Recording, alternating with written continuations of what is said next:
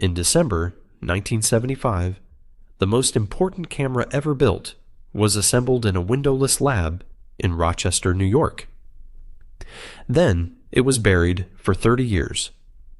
A 24-year-old electrical engineer named Steven Sasson was bent over a workbench, bolting together what looked like a malfunctioning toaster.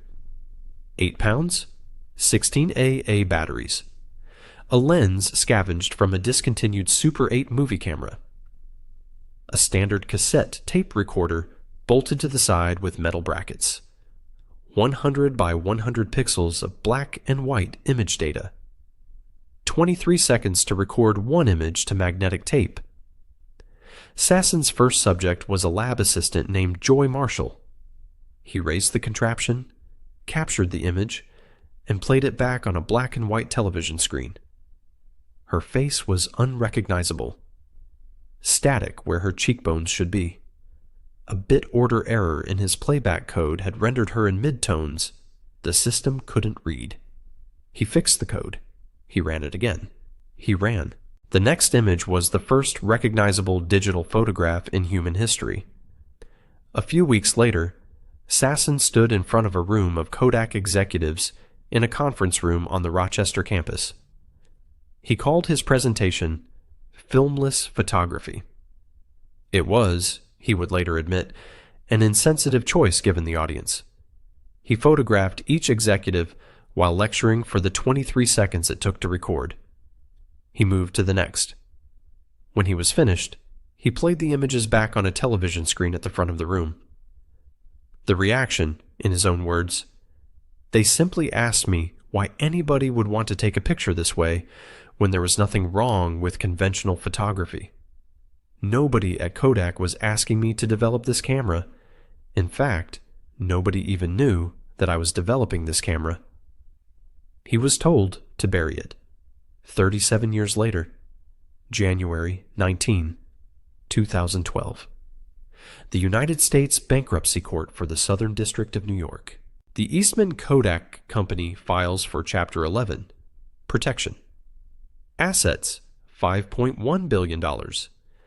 Debts, $6.75 billion. The most innovative company in the history of American photography is broke. Most people will tell you Kodak failed because they missed digital. They'll tell you Kodak got blindsided by Sony, by Apple, by the future itself. That story is wrong. The truth is the exact opposite. And it's the reason this collapse is the most expensive corporate suicide in American history. How does a company that controls 90% of a market disappear inside a single generation? How does its own engineer's invention become the weapon that kills it? And why? When Kodak did finally embrace digital, when they finally became the #1 digital camera maker in America, did they collapse anyway? The answers are stranger than the bankruptcy itself. At its peak, Kodak employed 145,300 people worldwide. It controlled 90% of the American film market, 85% of cameras. Its stock hit $94.75 a share in early 1997. Its market cap touched $31 billion. It was the 5th most valuable brand on earth. Kodak did not lose to disruption from Silicon Valley. Kodak did not get blindsided by an upstart competitor. Kodak invented the technology that killed it in their own lab in Rochester in December 1975, and spent the next 30 years strangling it to protect their film business. This is the story of the most expensive corporate suicide in American history.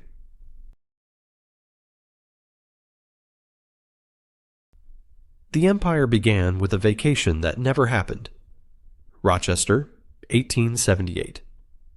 A 24-year-old bookkeeper at the Rochester Savings Bank named George Eastman is planning a trip to Santo Domingo. A coworker suggests he document it. Eastman walks into a photography supply store and spends $94 on a wet plate outfit, more than 2 months of his rent. He never takes the trip. He spends the next 3 years experimenting in his mother's kitchen.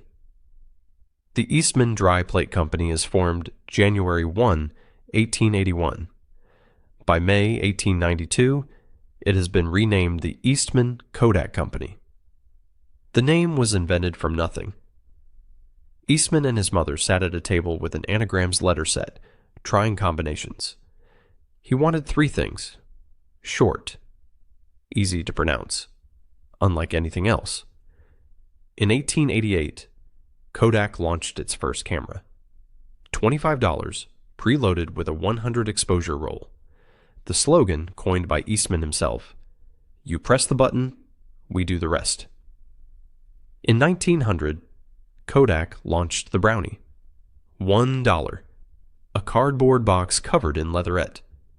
Designed for children. 250,000 sold in the first year. 10 million sold in the first 5 years. For the first time in human history, an ordinary American family could afford a camera. If you grew up in any decade between 1950 and 2000, you remember the rituals. The yellow envelope you brought home from the drugstore on a Friday afternoon, the slide carousel that came down from the closet at Christmas, the viewfinder you held to your eye and squeezed, the thin paper sleeve of negatives that came back with the prints, in case you ever wanted more. That was Kodak. But the cameras were almost free. The film was not. Eastman's insight, in his own words: film would return more profit than the cameras that used them. The cameras existed to sell film. The film, processed in Rochester labs, sent back through the mail in yellow envelopes, was where the money lived. Kodak's identity was built on this single insight.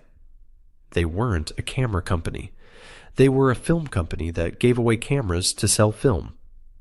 Everything Kodak became for the next century was built on top of that one decision. Kodachrome launched in 1935 and stayed dominant for 74 years. The Instamatic launched in 1963 and sold over 50 million units in 7 years. In 1934, a Japanese company called Fujifilm was founded specifically to compete with Kodak. For 60 years, it was second place. It was always second place, until it wasn't. By 1976, Kodak controlled 90% of U.S. film sales and 85% of U.S. camera sales. According to a Harvard Business School case study, this was not market dominance. It was a near monopoly. Paul Simon released a song called Kodachrome in 1973. It hit number 2 on the Billboard Hot 100 and was banned by the BBC for naming a trademarked product. In the 1980s, Kodak's advertising agency coined a phrase that entered the American language: the Kodak moment. By 1996, Kodak revenue hit nearly $16 billion. By 1997, market cap touched $31 billion. Kodak was the 5th most valuable brand in the world. This empire was built in one American city. By 1982, 60,400 people in Rochester, New York, worked for Kodak. Combined with Xerox and Bausch and Lam, the 3 companies employed 60% of the entire Rochester workforce. Kodak Park covered 1,200 acres and ran like its own city. George Eastman gave away more than $100 million in his lifetime. He funded MIT anonymously, signing the checks as Mr. Smith. He founded the Eastman School of Music. He bankrolled the University of Rochester School of Medicine, the Rochester Institute of Technology, 2 historically black universities, the Rochester Philharmonic Orchestra. On March 14, 1932, suffering from progressive spinal stenosis and unable to walk without a cane, he sat in his Rochester mansion. He wrote a brief note. Then he shot himself in the chest. He was 77. The note read, "My work is done. Why wait?" He left behind a company that controlled 80 to 90% of every market it competed in. 43 years later, an engineer in one of his Rochester labs would build the thing that destroyed it all. Steven Sasson was born in Brooklyn in 1950. Brooklyn Tech, then Rensselaer Polytechnic. Bachelor's and master's in electrical engineering. He joined Kodak's research lab in June 1973. It was his first job. It would be his only job. In 1974, his supervisor, an engineer named Gareth Lloyd, gave him an open-ended assignment. The charge-coupled device, the CCD, had been invented at Bell Labs in 1969. Lloyd was curious whether it could be used as an image sensor. He told Sasson to figure it out. He gave him complete autonomy. Sasson worked alone.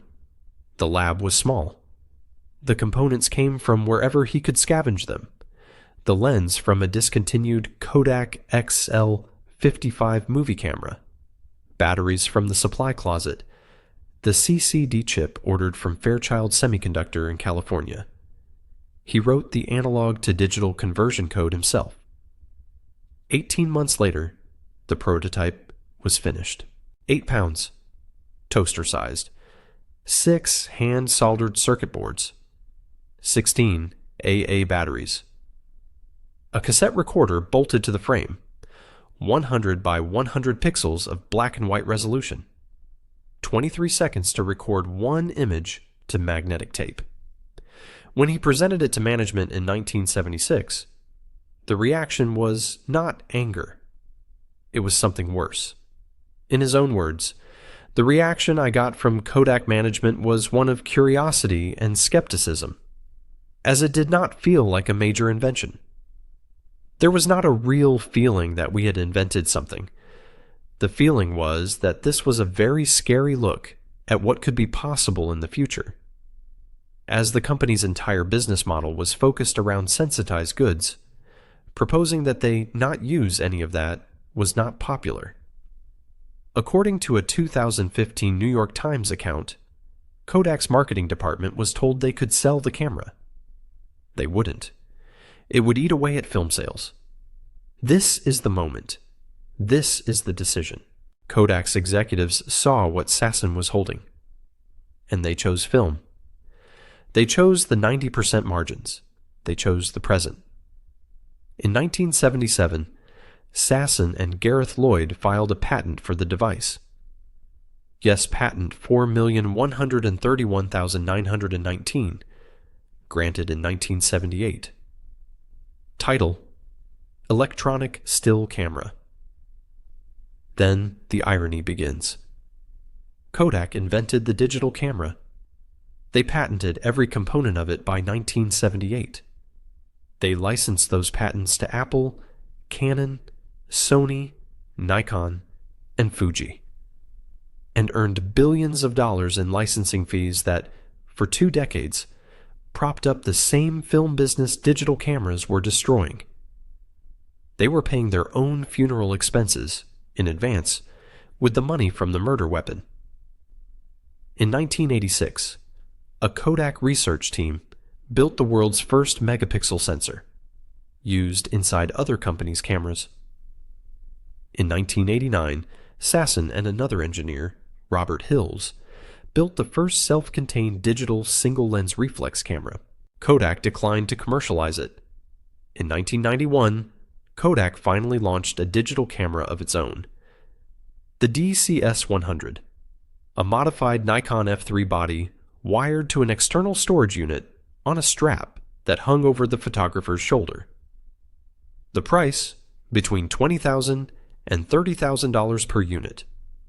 The total number sold across all 6 variants between 1991 and 1994. 987 units.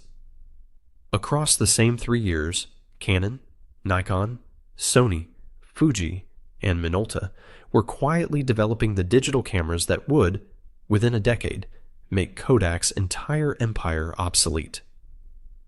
The popular version of this story, that Kodak buried digital and pretended it didn't exist, is too simple. Kodak did continue digital research. They filed over 1,000 patents, By 2005, they would briefly become the #1 digital camera maker in the United States. But they treated digital the way a body treats a tumor. Something to be contained, studied, slowed, never embraced. By the time the disease was acknowledged, it had already won. If you remember the smell of a darkroom, or the click of a slide carousel coming down from the closet on a Sunday afternoon, hit subscribe. We tell these stories every week. The companies America built and then gave away. The next part of this one is the slowest, most expensive corporate suicide in American business history.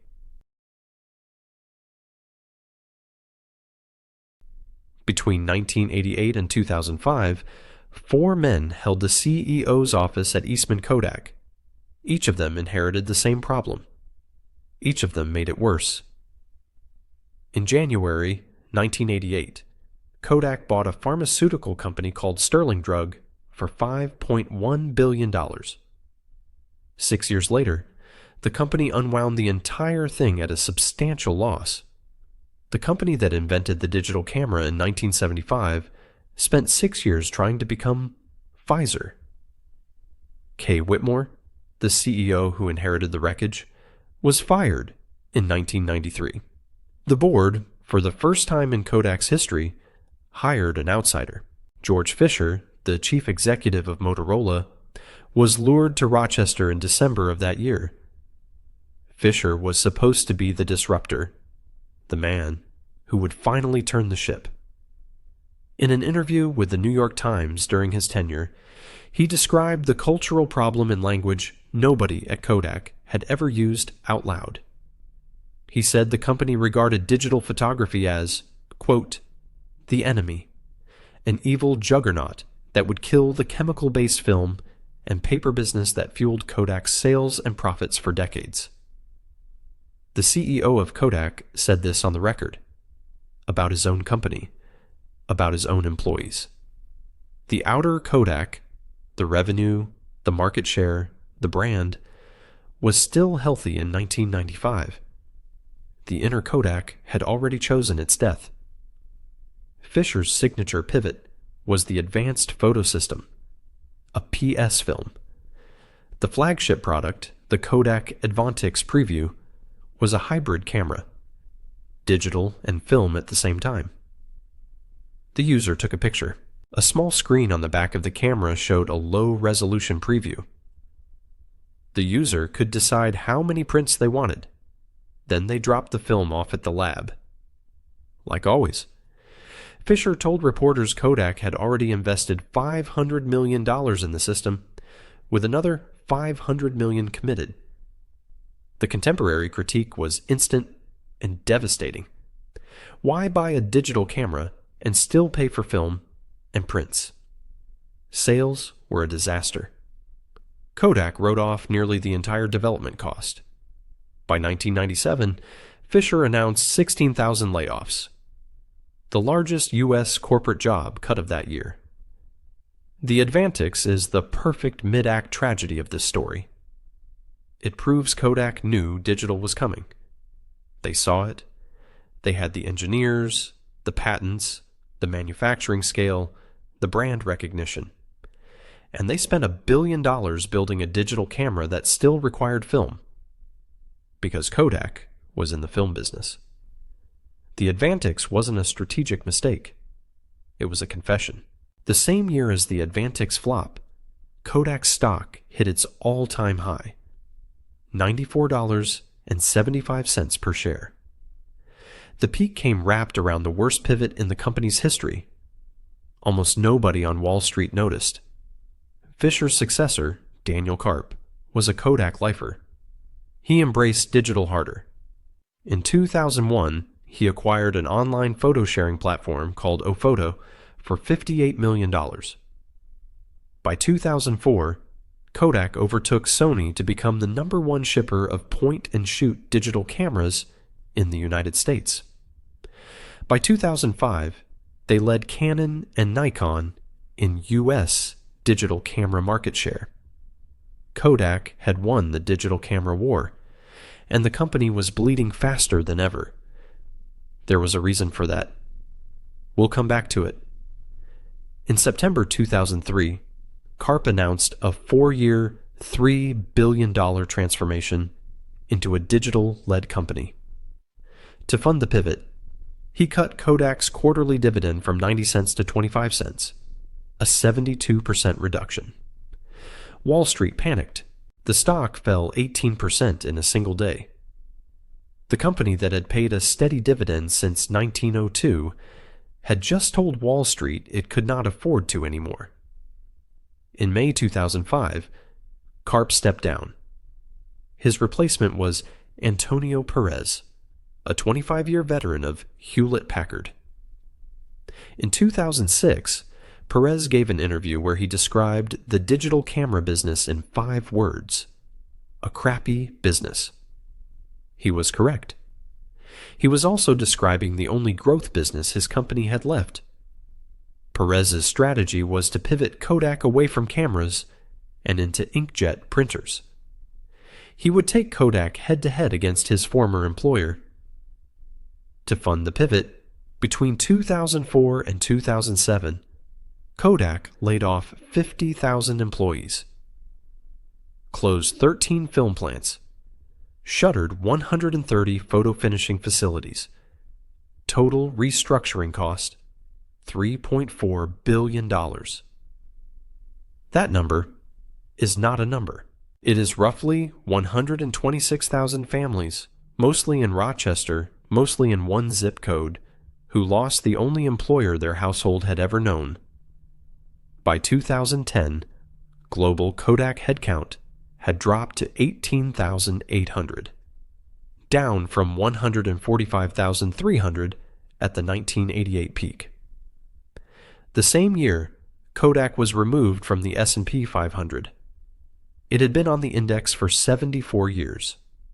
The inkjet printer business never scaled. The cost-cutting paid for itself. The pivot did not.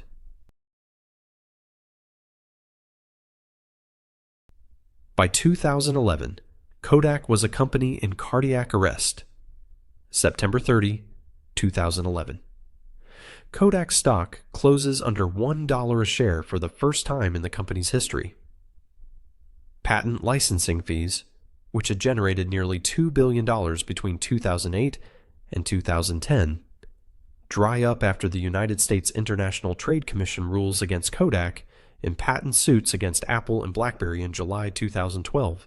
By the end of 2011, Kodak has $957 million in cash on hand, down from $1.6 billion at the start of the year.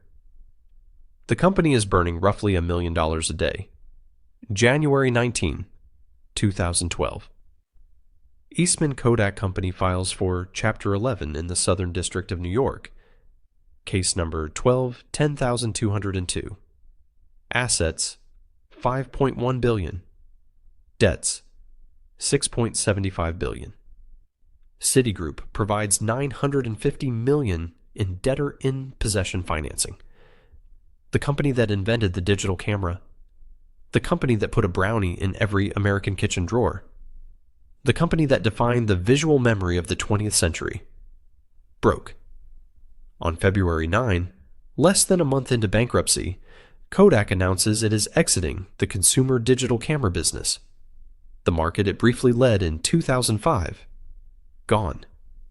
Pocket video cameras, gone. Digital picture frames, gone. Then comes the patent fire sale. Kodak's bankruptcy filing valued the company's 1,100 digital imaging patents. The patents Steven Sasson and his successors had filed over 35 years, at $2.6 billion. On February 1, 2013, the patents are sold to a consortium for $527 million, 1/5 of the appraised value. The buyers, Apple, Google, Facebook, Microsoft, Amazon, Samsung, Adobe. The companies that built the smartphone economy bought, at fire sale prices, the patents Kodak had refused to commercialize for 30 years. The same month it filed for bankruptcy, Kodak quietly gave up the naming rights to the building where the Academy Awards are held. We'll come back to what that meant. But the most devastating moment of the entire bankruptcy was not the patent sale. It was a number that arrived in a different headline 3 months earlier. April 9th, 2012. 3 months after Kodak's Chapter 11 filing, Facebook announces it is acquiring a 2-year-old photo sharing app called Instagram for $1 billion. At the time of the acquisition, Instagram had 13 employees. It had no revenue. It made no physical product. It owned no patents. Kodak, on the day it filed for bankruptcy, employed approximately 17,000 people. It had been founded in 1880.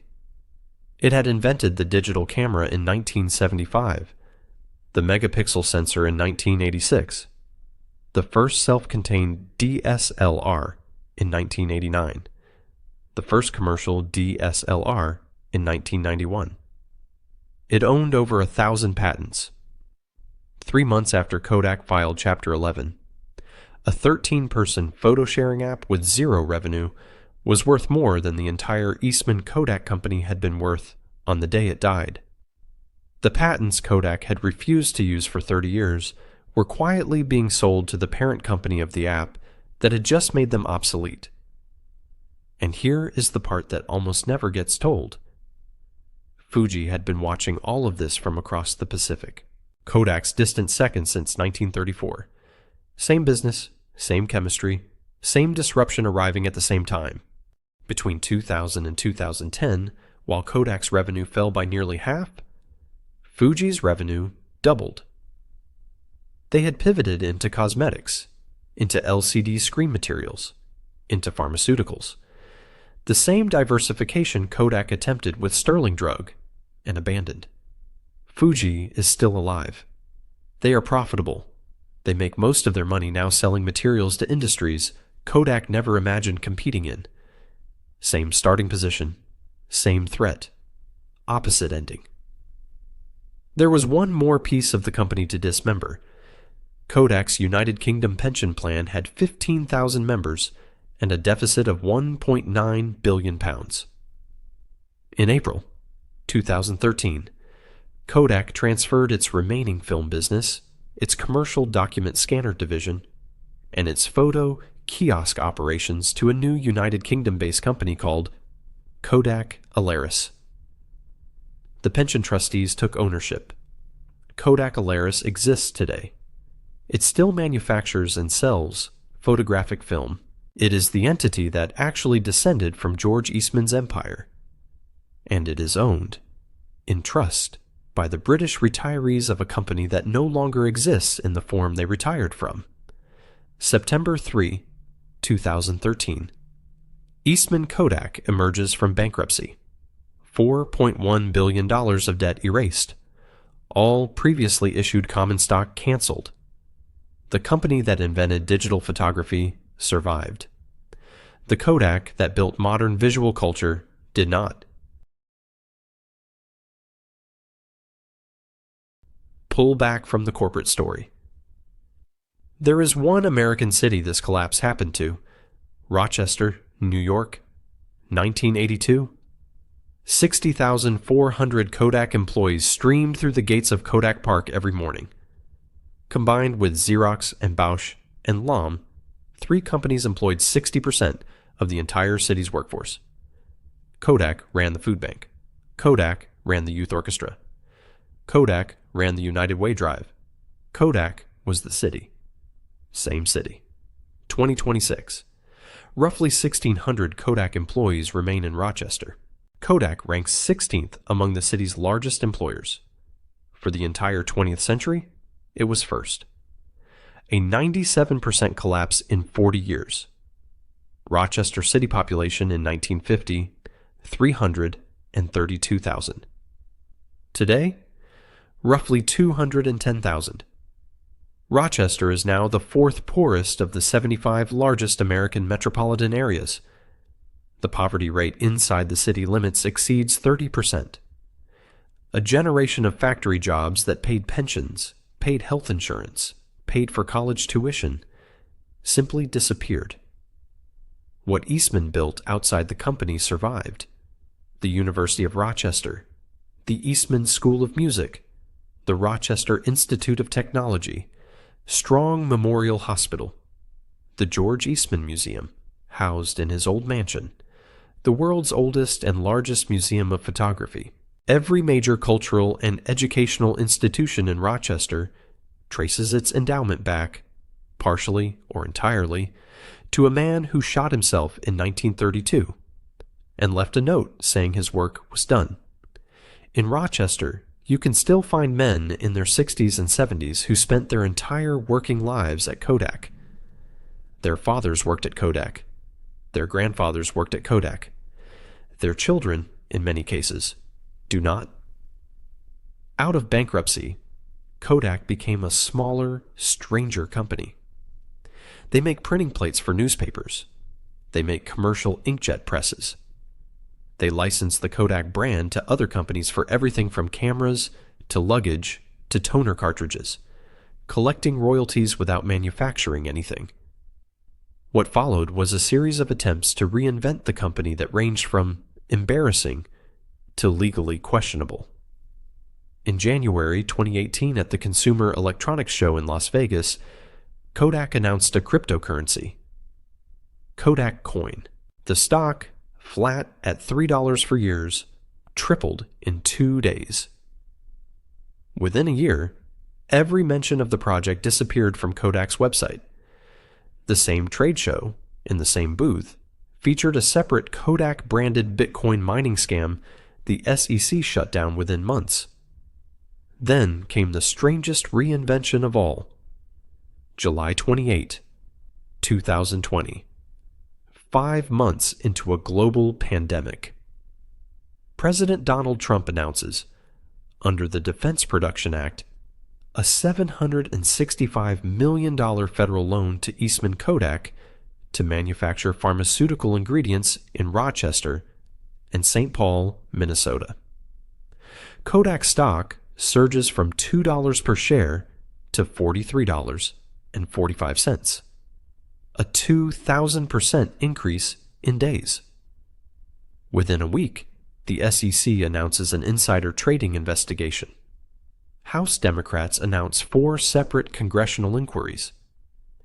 It emerges that Kodak executives had received stock option grants the day before the federal loan announcement. August 7th, 2020, 8 days after the deal was announced. The United States International Development Finance Corporation halts the loan. They announce the halt via a tweet. Kodak stock crashes 76%. The loan is never executed. Kodak is not a pharmaceutical company. Kodak is a printing plate company that briefly tried to become a pharmaceutical company because the federal government offered them money during a pandemic. As of 2026, Eastman Kodak Company reports annual revenue of approximately $1.7 billion, down 93% from peak. Market cap of approximately $550 million, down 98%. Roughly 4,000 employees worldwide, down 97%. Now here's the question that has been waiting since 2005. Kodak briefly won the digital camera war that year. They invested billions. They became number 1 in point and shoot. And they collapsed anyway. Why? A man named Willie Shai spent 6 years as a senior vice president at Kodak, running the consumer digital business. He left Kodak in 2003. He is now a professor at Harvard Business School.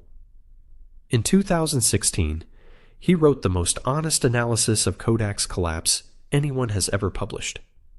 His argument: a roll of Kodak film cost pennies to manufacture and sold for several dollars. Margins above 90%. A digital memory card was a commodity. It was made by anyone. The margins were close to zero. Even when Kodak won at digital, and they did win, they were winning a race with no prize. That was the trap. Not that Kodak couldn't compete. That competing was the suicide. Every digital camera Kodak sold cannibalized a film business that printed money. There was no version of this story where Kodak survived the way it had been. The 90% margins were never coming back.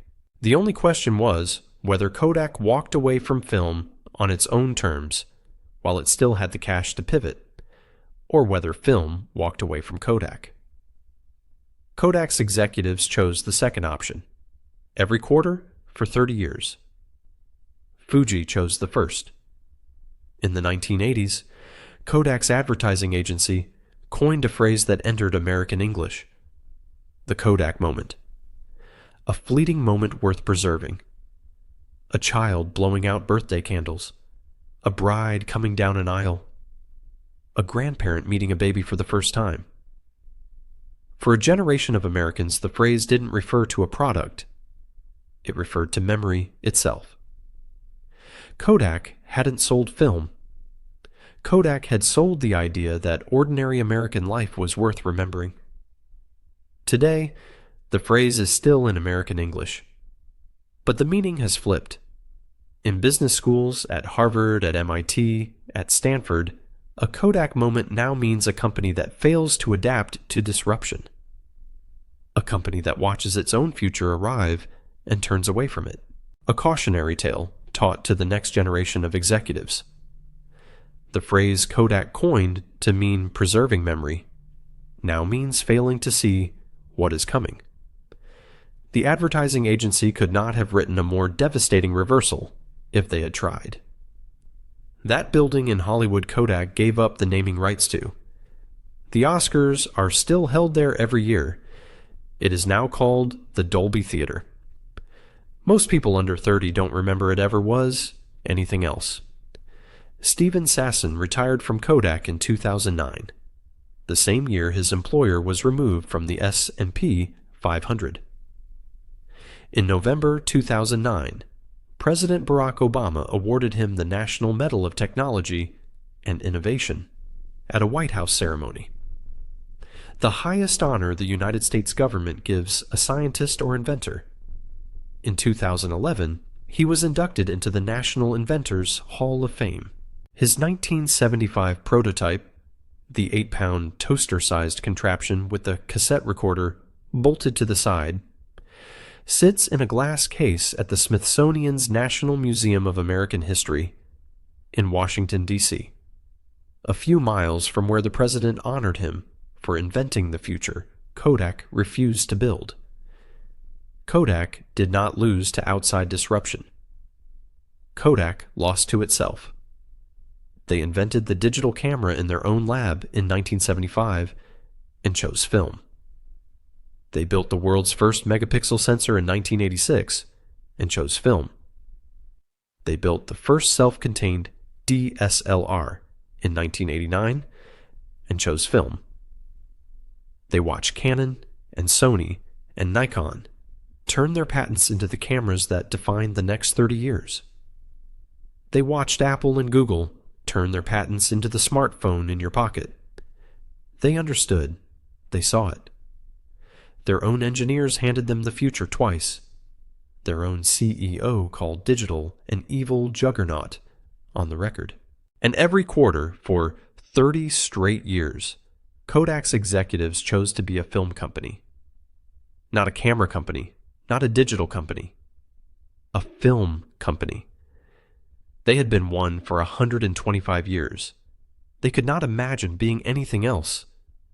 Today, every adult American carries a camera in their pocket. Every adult American captures a Kodak moment dozens of times a day, sends it around the world before the shutter even closes, stores it in a cloud Kodak does not own. Inside an app whose parent company bought at fire sale prices the patents Kodak refused to use. The Kodak moment, it turned out, was never the picture. It was the company that took the picture and chose not to send it forward. What's your Kodak moment? The first camera you ever owned. The slide carousel that came down from the closet on Christmas Eve. The yellow film boxes in the kitchen drawer that nobody had to label because everyone knew what was inside. The shoebox of prints in your handwriting, in your parents' closet that you still haven't sorted. Share your stories in the comments. We read every single one. And if this story hit home, give it a like. It helps more people find these videos.